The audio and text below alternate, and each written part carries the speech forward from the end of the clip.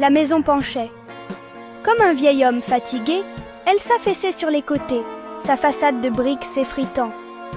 Elle se blottissait au bout de la ruelle, enveloppée d'ombre même les jours les plus ensoleillés. Personne ne s'en approchait, personne n'osait. Thomas, 10 ans cependant, ressentait une étrange attraction pour la maison. Il avait entendu les murmures, les histoires racontées à voix basse. Le croque-mitaine y vivait, disait-il. Un monstre qui se nourrissait des enfants assez fous pour s'aventurer trop près. Par un après-midi humide, la curiosité l'emportant sur sa peur, Thomas se glissa vers la maison. L'air devint plus froid à mesure qu'il approchait. L'odeur de terre humide et d'autre chose, quelque chose de vaguement métallique, lui piquait le nez. Il tendit une main tremblante vers la poignée de porte ternie. La porte s'ouvrit dans un grincement, comme si elle était tirée d'un long sommeil. À l'intérieur, la maison était sombre, la seule lumière filtrant par les fissures des fenêtres condamnées. Des particules de poussière dansaient dans les faibles rayons.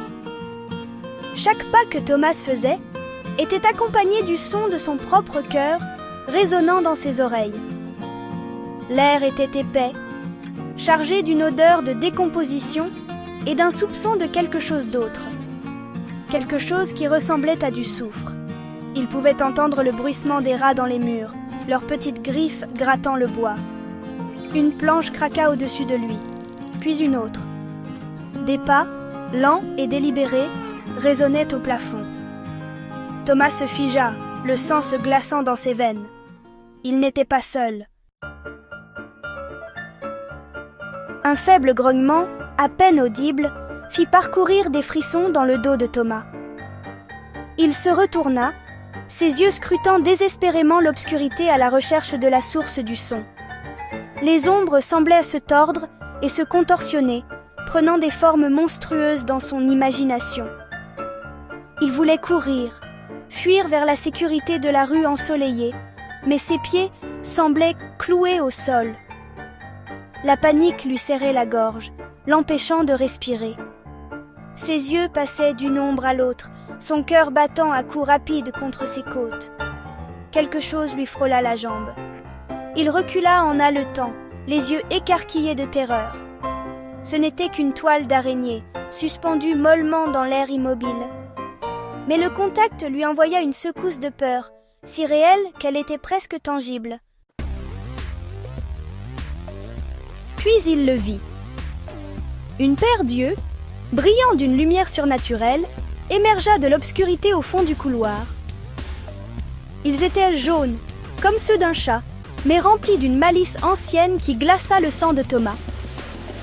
La créature s'avança dans la lumière. Elle était grande et maigre, sa peau tendue sur ses os. Ses doigts étaient longs et squelettiques, terminés par des griffes qui grattaient le plancher en bois.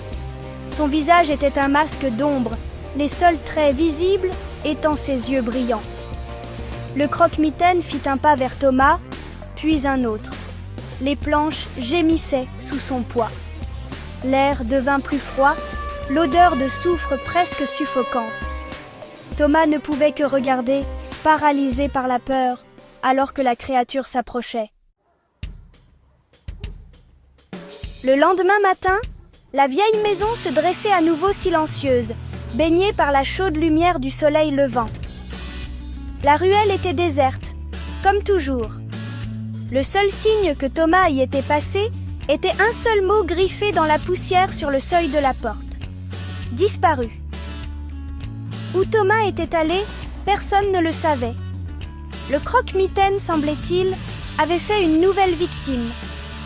Et la vieille maison au bout de la ruelle se tenait silencieuse, attendant que la prochaine âme curieuse s'aventure trop près.